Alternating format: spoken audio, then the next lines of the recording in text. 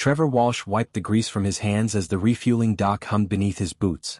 The frontier station buzzed with the usual chaos of traders, miners and travelers passing through the outer rim. He had made this run 100 times before, hauling supplies from one forgotten outpost to another. It was simple work, predictable work, and that suited him just fine. He glanced at his ship, the Wandering Star, a battered cargo vessel that had seen better days but still flew true. The fuel gauge climbed slowly as the pumps worked. Trevor calculated he had maybe 20 minutes before he could launch again. Another delivery, another credit transfer, another lonely trip through the void. "Excuse me. Please, I need your help." Trevor turned to find a young woman standing behind him. At least, she looked like a woman at first glance. But the faint shimmer of bioluminescent markings along her neck and the unusual violet hue of her eyes marked her as Zenthari. She was small, barely reaching his shoulder, and her clothes were torn and dusty. Her hands trembled as she reached toward him. "I need you," she said again, her voice cracking with desperation. Trevor took a step back. He had learned long ago that getting involved in other people's problems led to complications. Complications meant delays. Delays meant lost credits. "Look, I'm just a cargo pilot. If you need transport, there are passenger ships that dock here twice a week." "There is no time." The alien woman moved closer, her eyes pleading. "My name is Sera. I am an archaeologist. My research team was studying ancient ruins on the third moon of this system. We were ambushed by raiders 3 days ago. My colleagues are still trapped there. They will die if someone does not help them soon." Trevor crossed his arms. "Then contact the station authorities. They have security ships. The authorities will take days to approve a rescue mission. Days we do not have." Sera's bioluminescent markings flickered with distress. "The raiders destroyed our communication equipment. My team is sealed in an underground chamber with limited air. Please, you are my only hope." Trevor studied her face. The fear in her eyes seemed genuine. But he had cargo to deliver, schedules to keep, a living to make. Getting mixed up in raider business was a good way to end up dead or broke. "I'm sorry about your team, but I'm not a soldier. I haul boxes from point A to point B. That's it. I can pay you." Sera pulled a small data chip from her pocket. "This contains access codes to my research fund. 20,000 credits. It is everything I have." 20,000 credits was more than Trevor made in 3 months of hauling cargo. It was tempting, very tempting. But credits did him no good if he got himself killed. Raiders don't usually leave witnesses. If I go poking around their operation, they'll shoot first and never bother with questions. Sera's shoulders sagged. The light from her markings dimmed. "Then my team will die. Dr. Halvan, who taught me everything about ancient civilizations. Kess, who has 2 children waiting for her at home. Young Pren, who just started his career last year." Her voice broke. "They trusted me to keep them safe. I failed them. Now I cannot even find someone willing to try." Trevor looked away. He did not want to see the tears forming in her violet eyes. This was not his problem. He was just a cargo pilot. Heroes were for stories and vids, not for real life. Real life was about survival, about getting by, about not sticking your neck out for people you did not know. But something in her words stuck with him. "They trusted me to keep them safe." Trevor had spent the last 5 years alone in his ship, talking to nobody, trusting nobody, caring about nobody. It was easier that way. Safer. But it was also empty. "How many raiders are we talking about?" The words left his mouth before he could stop them. Sera looked up, hope flickering across her face. "I do not know exactly. Maybe 10 or 12. They have 2 small ships. They were after our equipment, I think. Or maybe the artifacts we found." "And your team is definitely still alive?" "I received a short transmission before I escaped. They made it to the old ceremonial chamber. The door sealed behind them. It is very strong, built by the ancient ones. But the air will not last forever." Trevor rubbed his face. This was stupid. This was incredibly stupid. He should just walk away, finish refueling, and get back to his safe, boring route. But looking at Sera's desperate expression, thinking about those people trapped underground, waiting for help that might never come, something shifted inside him. "All right," he said quietly. "I'll help. But we do this smart. No hero stuff. We get in, we get your people, we get out. Things go bad, we run. Understood?" Sera's face lit up like a sunrise.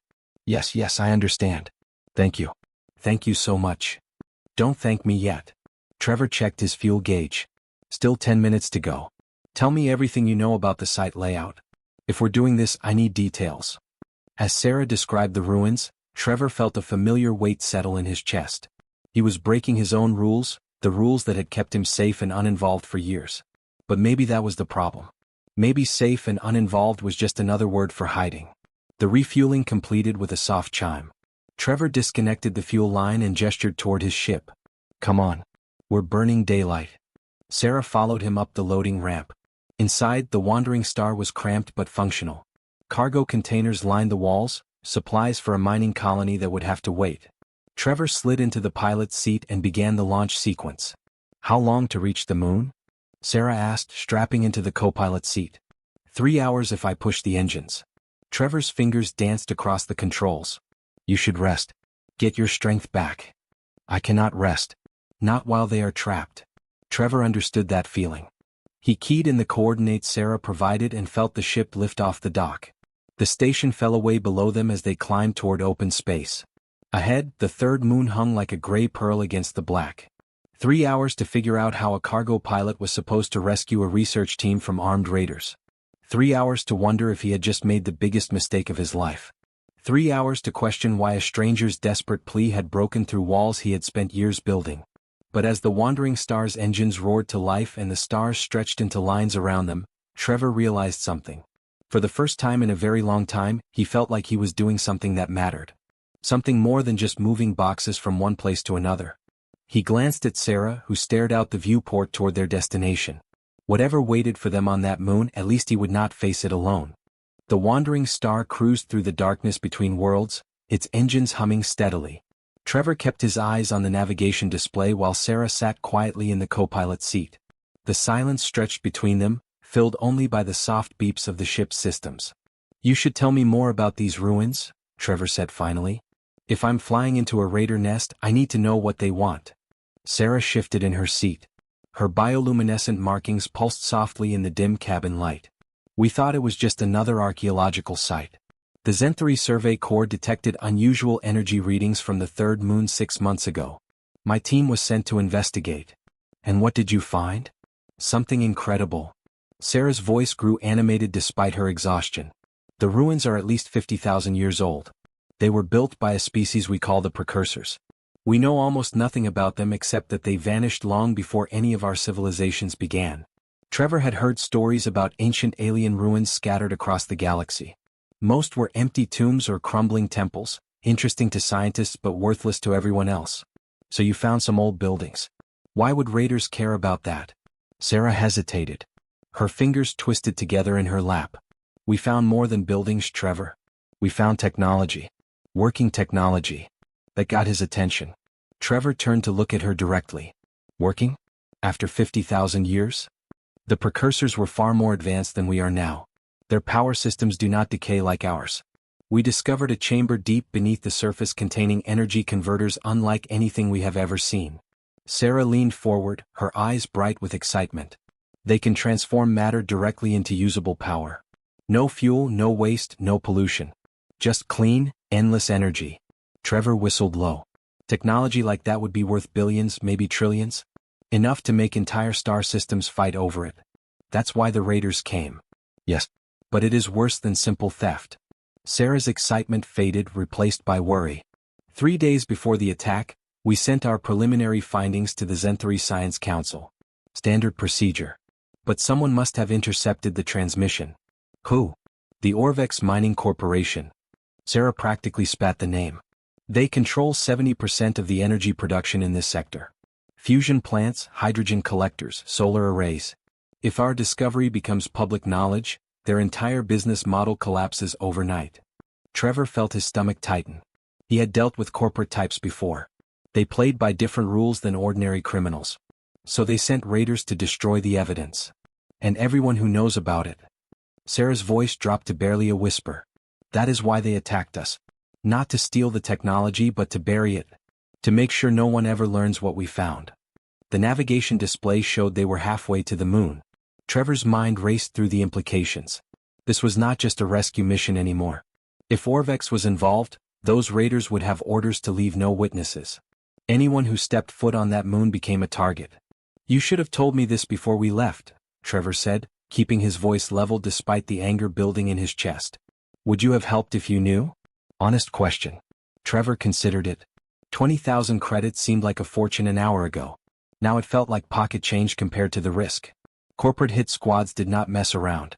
They had resources, connections, and the money to make problems disappear permanently. I don't know, he admitted. Maybe not. That is why I did not tell you.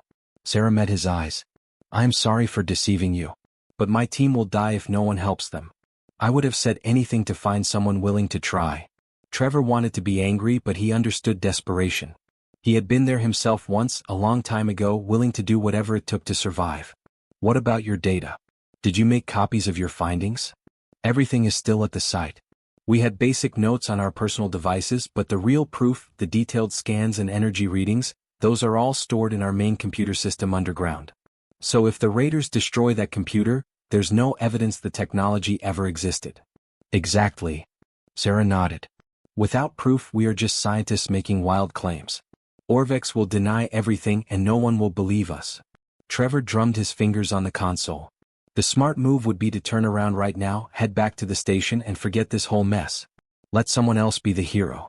But those people trapped underground had no idea corporate assassins were hunting them. They thought they were just dealing with opportunistic thieves. How many people know about the discovery? He asked. My team of 6. The 3 council members we reported to. Maybe a few others who saw the preliminary data before Orvex buried it. Sera counted on her fingers. 10 people, perhaps 12. And Orvex knows exactly who all of them are. The implication hung in the air between them. Even if they rescued Sera's team, even if they escaped the moon, Orvex would keep hunting them. You could not just stumble onto a trillion-credit secret and walk away clean. There is one chance, Sera said quietly. If we can retrieve our data and transmit it to multiple news networks simultaneously, make it public before Orvex can suppress it, then killing us becomes pointless. The secret would already be out. That's a big if. Those raiders will be guarding your base camp. I know. But it is the only way my team survives long-term. Otherwise we spend the rest of our lives looking over our shoulders, waiting for Orvex to finish the job. Trevor stared out at the stars rushing past. 6 months ago he would have laughed at the idea of taking on a megacorporation. 6 months ago he barely cared if he woke up the next morning. But sitting here with Sera, knowing that innocent people were counting on him, something felt different. Tell me about the ruins layout, he said. Every detail you remember. If we're going to pull this off, I need to know exactly what we're dealing with. Sera's relief was visible. She pulled up a data pad and began sketching a rough map. The main entrance opens into a ceremonial plaza.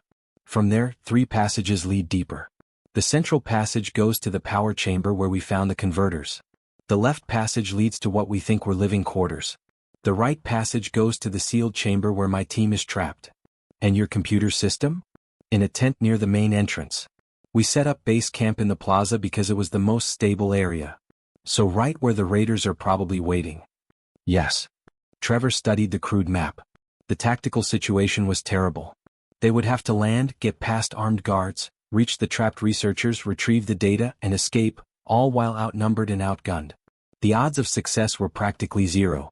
But the odds of those people surviving without help were actually 0. All right, Trevor said. We're committed now. Might as well see it through. Thank you, Trevor. You are braver than you think. Trevor shook his head. I'm not brave. I'm just too stubborn to turn back once I've started something. The moon grew larger in the viewport, its gray surface marked with craters and ancient scars. Somewhere down there, raiders waited with guns and orders to kill. Somewhere down there, desperate people prayed for rescue that might never come. And somewhere down there, technology that could change the galaxy sat buried in the dark. Trevor checked his weapons locker. 2 pistols and a rifle, all older models but well maintained. Not much firepower against professional mercenaries. But it would have to be enough. 2 hours until we arrive, he announced. Get some rest while you can. Once we hit atmosphere, things are going to get complicated fast. Trevor brought the wandering star down on the far side of the moon, well away from the ruins. The landing was rough, kicking up dust and rocks as the ship settled onto the gray surface.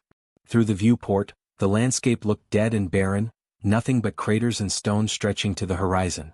We'll have to walk from here, Trevor said, checking his environmental suit. If I land any closer, they'll hear the engines. Sera nodded, already sealing her own suit.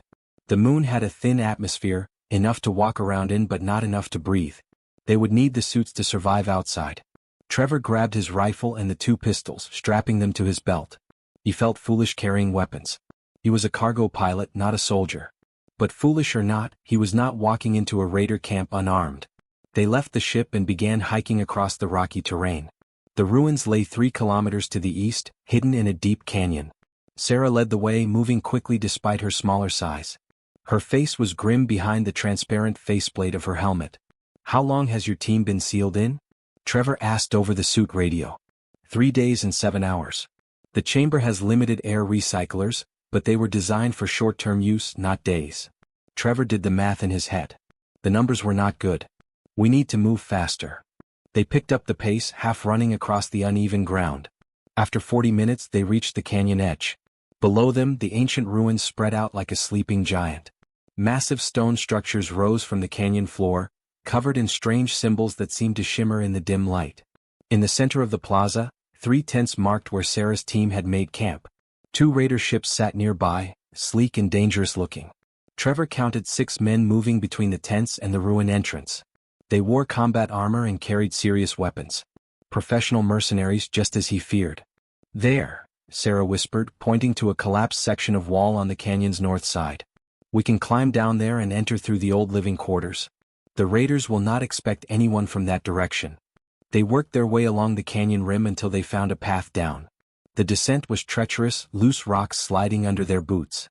Trevor's heart pounded as they climbed, certain that at any moment a raider would spot them and open fire. But they reached the bottom unseen. The collapsed wall section opened into a dark tunnel. Ancient stone blocks lay scattered where the ceiling had fallen in thousands of years ago. Trevor switched on his helmet light and followed Sera into the darkness. The tunnel twisted deeper into the ruins. Strange markings covered the walls, glowing faintly with their own light. The precursors had built this place to last forever, and somehow it still stood after 50 millennia. "This way," Sera whispered. "The living quarters connect to the main plaza through a side passage. We can avoid the raiders if we stay quiet." They moved carefully through the ancient corridors. Trevor kept his rifle ready, sweeping each corner before advancing. The silence was oppressive, broken only by their breathing inside the helmets. After 10 minutes they emerged into a larger chamber. Sleeping platforms lined the walls, carved directly from the stone. This was where the precursors had rested, whoever they were. The room felt sacred somehow, untouched by time. A sound echoed from ahead. "Voices. Raiders." Trevor froze, signaling Sera to stop. They pressed against the wall as 2 armed men walked past the far doorway, talking casually about their boredom. The mercenaries did not even glance in their direction. When the voices faded, Trevor let out a breath he did not know he was holding. "Too close." "The sealed chamber is just beyond the next corridor," Sera said. "Hurry." They crept forward, every sense alert. The corridor opened into another large space, this one dominated by a massive door. The surface was smooth as glass, covered in glowing symbols. No hinges, no visible lock, just solid alien metal that had not moved in thousands of years. "They're in there?" Trevor asked. "Yes." Sera rushed to the door, pressing her hands against it. "Dr. Halvan? Guess. Can you hear me?" For a moment, nothing. Then a weak voice came through the suit radio, transmitted through the door somehow. "Sera? Is that you?" "Yes. I brought help. We're getting you out." "The air? We don't have much time. Maybe 6 hours left." 6 hours. Trevor examined the door. No explosive would crack this thing and they did not have time to drill through. How did it close? "The raiders threw a grenade into the chamber," the voice explained. "We ran inside for cover. The door sensed the explosion and sealed automatically. Ancient defense system." Sera ran her hands over the symbols. The precursors used energy patterns to control their technology. "There must be a way to tell the door we are not a threat." Trevor looked at the glowing marks. They meant nothing to him. "Can you open it?" I don't know. I've studied precursor technology for years, but this is beyond anything we've encountered before." Sera's voice cracked with frustration. "I'm so close to them but I can't reach them." Trevor thought hard. The door had closed to protect the people inside from an explosion. It was a defense system designed to keep danger out. What if we tell it the danger is over? "How?" "You said it responds to energy patterns. What if we create a pattern that signals safety instead of threat?" Sera stared at him. That might work. But we'd need precise control of energy output. The pattern has to be exact or the door won't recognize it." Trevor pulled a small device from his tool belt. Will this help? It was a standard energy calibrator used for tuning ship systems. Simple technology but precise. Sera's eyes widened. Yes. Yes, if I can match the frequency the door responds to. She took the calibrator and began adjusting it, muttering calculations under her breath. Her fingers danced over the controls, checking readings against the symbols on the door. 5 minutes passed. 10. Trevor kept watch on the corridor, expecting raiders to appear at any moment. Sweat dripped down his face inside the helmet. I think I have it, Sera said finally. She held the calibrator up to the door and activated it. Nothing happened. Sera adjusted the frequency slightly. Tried again. Still nothing. Come on, she whispered desperately. Please work. On the third attempt, the symbols on the door flared bright. A deep hum vibrated through the stone floor. Slowly, impossibly, the massive door began to slide open. 6 figures stumbled out, all wearing environmental suits, all gasping with relief. They were alive, barely but alive. Sera. An older Zenthari woman embraced her. You came back. I promised I would. Sera helped steady them. Can everyone walk? We're weak but mobile, the woman confirmed. We need to leave quickly. Trevor counted heads. 6 researchers all accounted for. Then let's move before. An alarm shrieked through the ruins, loud and piercing. Red lights flickered on along the corridor walls. The door opening had triggered some ancient security system, and now everyone in the ruins knew exactly where they were. Run! Trevor shouted. They sprinted back the way they came, the researchers struggling to keep up after days without proper air. Behind them, Trevor heard shouts and the sound of boots pounding stone. The raiders were coming. They ran through the ancient corridors, their boots echoing against stone that had stood for 50,000 years. The researchers struggled to keep pace, their bodies weak from days of limited oxygen. Trevor brought up the rear, his rifle ready, listening to the shouts of raiders growing closer behind them. The collapsed wall is just ahead, Sera called out, supporting Dr. Halvan as they ran. We can climb out there. But as they rounded the corner into the sleeping chamber, Trevor's heart sank. 5 armed mercenaries blocked the exit, weapons raised. They wore black combat armor with the Orvex Corporation logo on their shoulders. Professional killers, every one of them. End of the line, said the man in front. He was tall and broad, with a scarred face visible through his helmet. His weapon never wavered from Trevor's chest. Drop your guns and get on the ground. Now. Trevor heard boots behind them. More raiders cutting off their escape. They were surrounded, trapped in the ancient room with nowhere to run. I said drop them, the scarred man repeated. His voice was cold, emotionless. The voice of someone who had killed before and would do it again without hesitation. Trevor lowered his rifle slowly and placed it on the ground. He raised his hands. Behind him, Sera and the researchers huddled together, terrified. More mercenaries entered the chamber. Trevor counted 12 in total, all heavily armed. The scarred man stepped forward, studying Trevor with calculating eyes. Name's Garrett, he said. You're the cargo pilot, right? Trevor Walsh? That's me. Got to admire your courage, Walsh. Or maybe it's just stupidity. Walking into our operation like this. Garrett gestured at Sera and her team. These aliens hired you for a rescue? Trevor said nothing. Garrett chuckled. Doesn't matter. Here's the situation. My employers want this site cleaned up. No witnesses, no evidence, no problems. That includes you now. He paused. But I'm a reasonable man. I can make you an offer. I'm listening. Walk away. Right now. Take your ship and go. I'll transfer 500,000 credits to your account before you reach orbit. Garrett's smile did not reach his eyes. That's more money than you'll make in 10 years hauling cargo. All you have to do is leave these people here and forget you ever saw this place. 500,000 credits. It was a fortune, enough to buy a new ship, enough to retire young and live comfortably forever. All Trevor had to do was abandon 7 people he barely knew to certain death. He looked at Sera. Her violet eyes met his, pleading but accepting. She knew what the smart choice was. She would not blame him for taking it. Trevor thought about the last 5 years of his life. Flying alone, talking to nobody, caring about nobody. Safe and empty and meaningless. He thought about Sera's desperate plea at the station. I need you. Not his money, not his ship. Him. These people had trusted him. They had believed in him when he barely believed in himself. No, Trevor said quietly. Garrett's smile faded. Say that again? I said no. Trevor's voice grew stronger. I'm not leaving them. You're choosing to die for aliens you don't even know? For what? Principal? Garrett laughed harshly. Principal doesn't spend, Walsh. Credits do. Maybe. But I'll be able to look at myself in the mirror tomorrow. Can you? Garrett's expression hardened. Your funeral. He raised his weapon. Kill them all. Wait. Sera shouted. She stepped forward, her hands flying over her data pad. The defensive systems are still active. I can trigger them. She's bluffing, Garrett said. Those systems haven't worked in thousands of years. Are you certain? Sera's fingers moved frantically. The door sealed automatically. The alarms still function. What else might still work? A low hum filled the chamber. The symbols on the walls began to glow brighter, pulsing with increasing speed. The raiders looked around nervously. What did you do? Garrett demanded. The precursors built this place to defend against threats.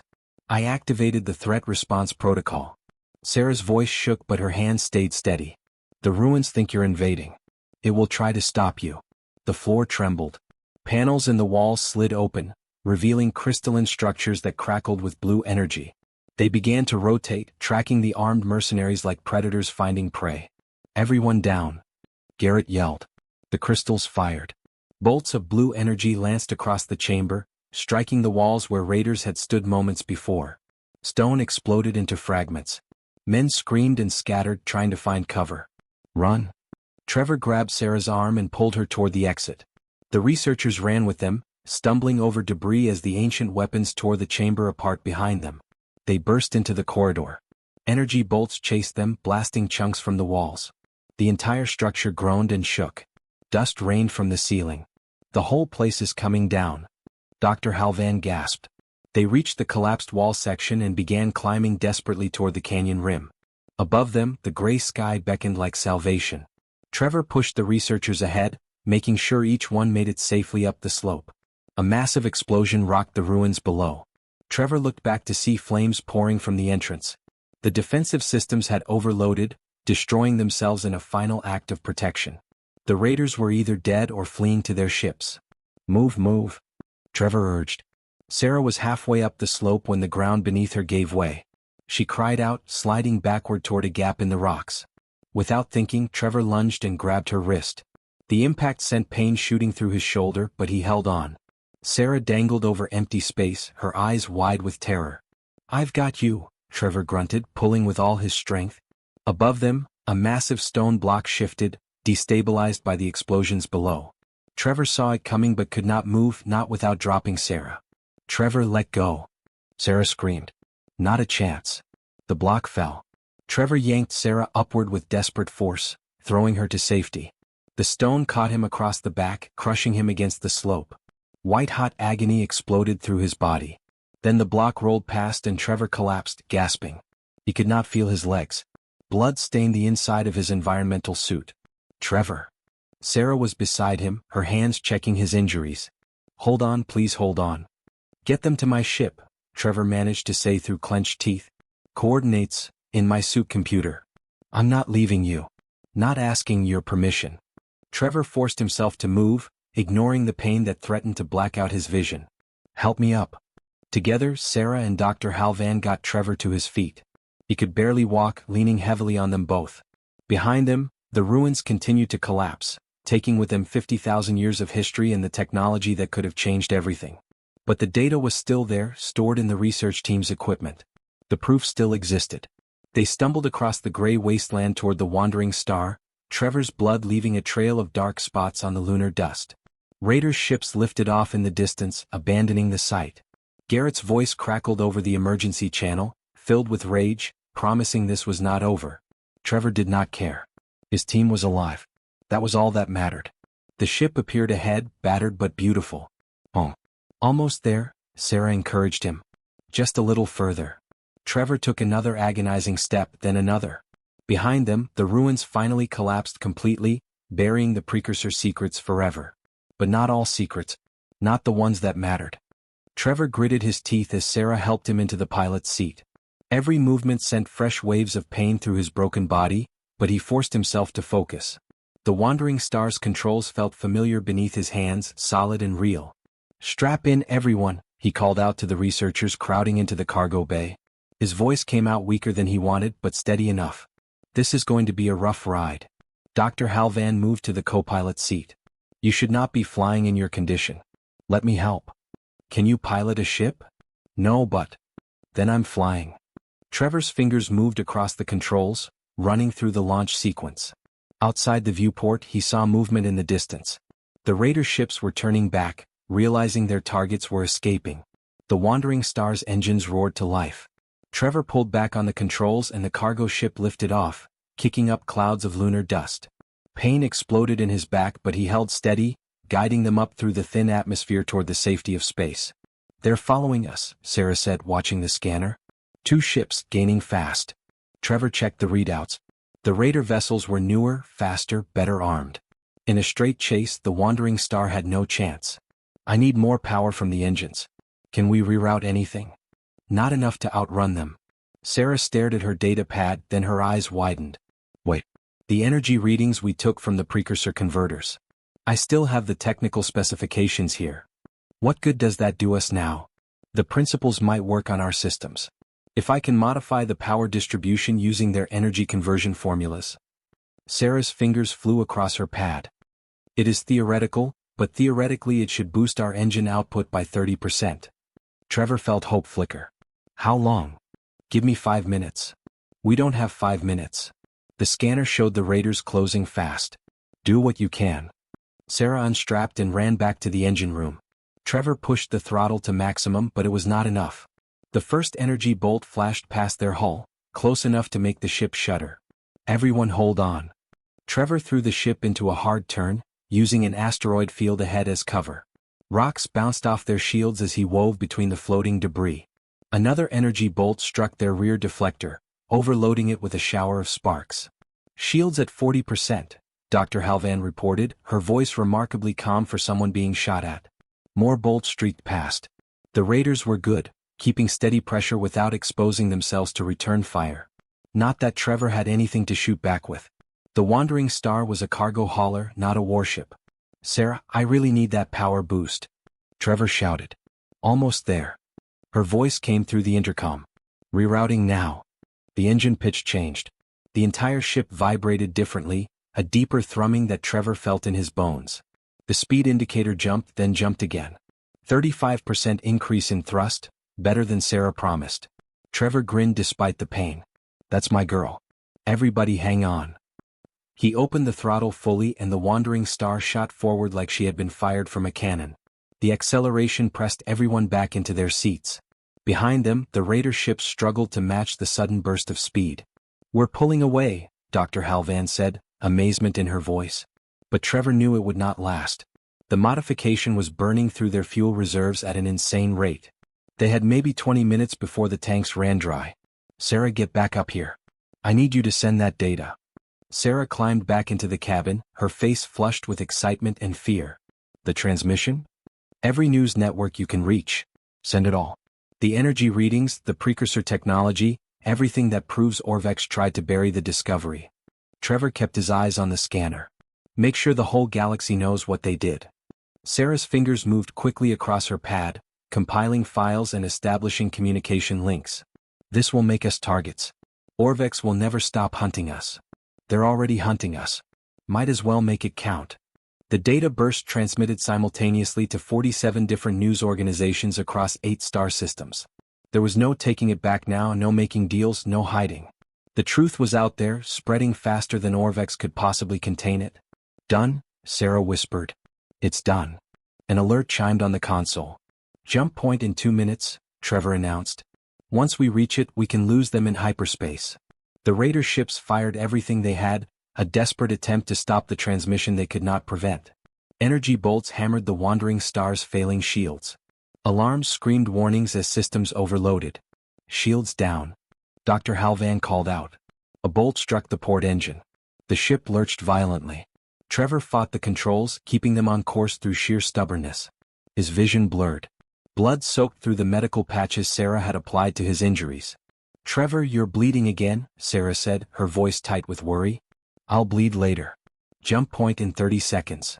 The Raider ships closed in for the kill. Trevor could see their weapons charging for a final barrage.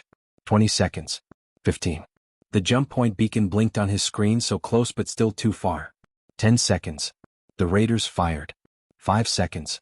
Energy bolts streaked toward them. Trevor slammed the jump controls. Reality twisted. The stars stretched into lines of light. The raider ships vanished as the wandering star leaped into hyperspace, leaving the bullets and the danger far behind. For a moment, nobody spoke. They just sat there, breathing hard, trying to accept that they were still alive. Then Dr. Halvan started laughing. The sound was slightly hysterical but genuine. Soon the other researchers joined in, relief and joy mixing together. Trevor let out a breath he felt like he had been holding for hours. Set course for the nearest Zenthari station. I need a hospital. The medical facility at Karath Station is closest, Sera said. 40 minutes in hyperspace. Make it so. Trevor's hands fell from the controls. The adrenaline was fading, leaving only pain and exhaustion. And someone should probably fly the ship because I think I'm going to pass out now. He did. Trevor woke 3 days later in a pristine white room that smelled of antiseptic and strange flowers. His back ached but the crushing agony was gone, replaced by a dull throb that felt almost pleasant by comparison. Sera sat beside his bed, her bioluminescent markings glowing softly in the dim light. When she saw his eyes open, she smiled. Welcome back. Did we make it? We made it. Your injuries were severe but the doctors repaired everything. You will be fine. Sera's smile widened. And you are famous. The story is everywhere. Orvex's stock price has collapsed. 3 executives have been arrested. The Zenthari Council has authorized a full expedition to study precursor technology. Trevor tried to sit up and immediately regretted it. What about Garrett and his raiders? Some escaped. Some did not. The authorities are searching for the survivors. Sera's expression grew serious. You saved us, Trevor. All of us. My team wants to thank you properly. Just doing what anyone would do. No. Not anyone. Most people would have taken Garrett's money and walked away. You chose differently. Sera took his hand. I have a proposal for you. My team is forming a new research group to explore ancient sites across the sector. We need someone to keep us safe, someone we can trust. The pay is decent and the work is dangerous, but you would be doing something important. Something that matters. Trevor looked at her earnest face, thought about his old life hauling cargo alone through empty space. That life seemed like it belonged to a different person now. I accept, he said. Someone has to keep you archaeologists from getting killed. Sera's laugh was like music. Then welcome to the team, security consultant Walsh. 6 weeks later, the Wandering Star launched from Karath Station with a full crew and a new mission. Trevor sat in the pilot's seat, Sera beside him in the co-pilot chair, and 5 researchers working in the cargo bay that had been converted into a mobile laboratory. Coordinates set for the Valtros Nebula, Trevor announced. Reports indicate precursor ruins on the 4th planet. Then let's go find them, Sera said. Trevor engaged the engines and felt the ship respond, strong and sure beneath his hands. Ahead of them lay unknown worlds, ancient mysteries, and probably more danger than any sane person would seek out. But for the first time in years, Trevor felt truly alive. He had found something worth fighting for, people worth protecting, and a purpose that went beyond just surviving another day. The stars stretched into lines as they jumped to hyperspace, carrying them toward new horizons and whatever adventures waited there. Trevor smiled. This was going to be a good life.